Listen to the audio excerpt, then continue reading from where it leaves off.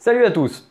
Alors je vous propose aujourd'hui de vous retrouver autour du thème de la continuité des fonctions, thème que vous allez aborder dans votre classe de terminale en spécialité maths mais également en maths complémentaires. Et autour de ce terme de la continuité, on va y greffer une application qui s'appelle le théorème des valeurs intermédiaires et son corollaire qui porte le nom de théorème de la bijection.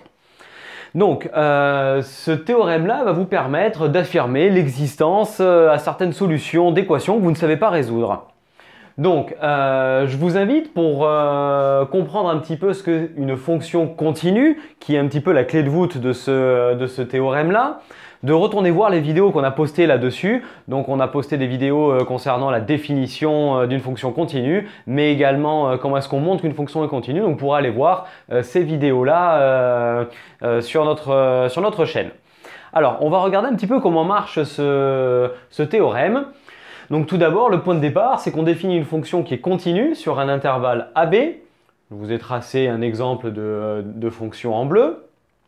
Et on vient repérer f de a et f de b qui constituent en fait ce que l'on appelle l'intervalle image de la fonction. Alors, petit point, l'intervalle AB est ici fermé. Sachez que dans vos exercices, l'intervalle peut complètement être ouvert et faire appel à des bornes qui sont plus, moins l'infini ou une borne qui est une valeur interdite. Et dans ce cas-là, il faudra juste ouvrir votre crochet. Alors, que raconte ce théorème des valeurs intermédiaires? Il vous dit que si une fonction est continue sur l'intervalle AB, alors tout réel compris entre f de a et f de b admet au moins un antécédent par la fonction. On a tracé ici deux exemples en traçant y égale k1 et y égale k2. On peut voir que pour le premier, lorsque l'on regarde les intersections entre la courbe et la droite, il existe un antécédent que l'on a appelé C dans le théorème. Si on regarde pour y égale k2, cette fois-ci on a trois antécédents. Donc ici on aurait 1, 2 et 3 antécédents à la valeur K2 par rapport à la fonction f. Donc en fait, le théorème des valeurs intermédiaires apporte l'existence d'au moins un antécédent à la fonction pour le réel k, quel que soit k compris entre f de a et f de b. Autrement dit, l'équation f de x égale k admet au moins une solution dans l'intervalle AB. Donc on va regarder un petit peu comment est écrit ce théorème avec ses quantificateurs.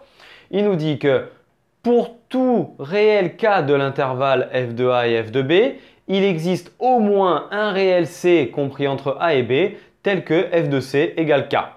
Ce que l'on illustre ici, si on prend c, on voit bien que f de c égale k. Ici, on en a trois. On a trois réels pour lesquels f de c égale k. Donc voilà un petit peu ce qu'apporte le théorème des valeurs intermédiaires. Et en fait, cette solution à l'équation f de x égale k a du sens et de l'existence dans la mesure où la fonction est continue. Car si la fonction n'était pas continue, la fonction pourrait très bien passer jusque là à une valeur en dessous de k1, puis ensuite avoir une discontinuité et passer au-dessus.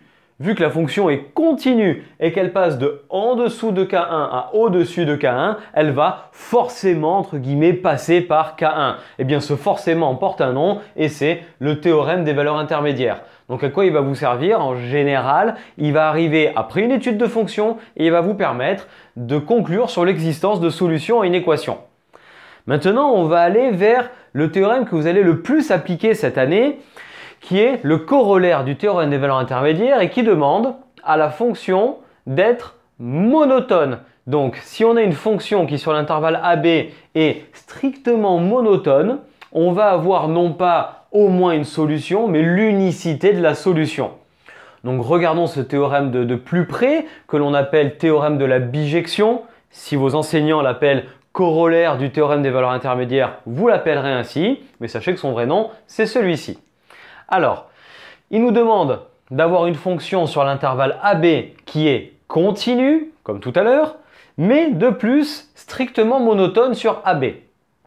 Et cette fois-ci, on nous dit que quelle que soit la valeur de k comprise dans l'intervalle image f de a, f de b, il existe un unique antécédent pour la valeur k qui est la valeur alpha.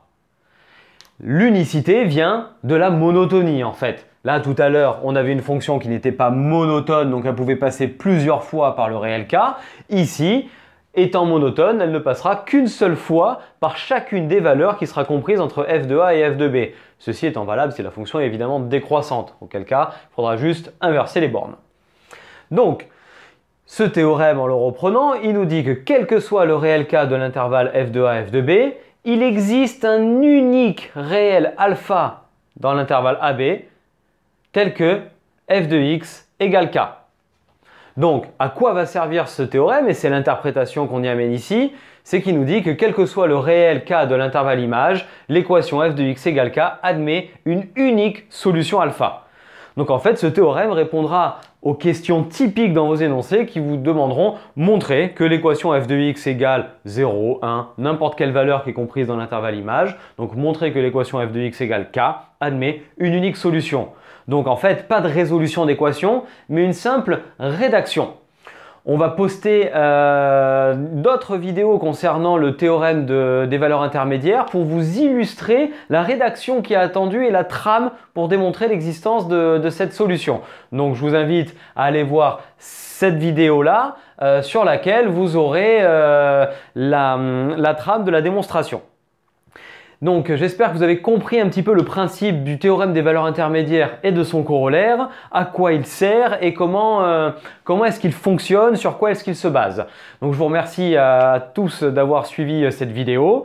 Je vous invite à activer la cloche sur notre chaîne pour avoir en continu les notifications des nouvelles vidéos qu'on met en ligne et à nous suivre également sur nos réseaux sociaux, Facebook et Instagram, pour avoir un accès à toutes les publications qu'on peut faire.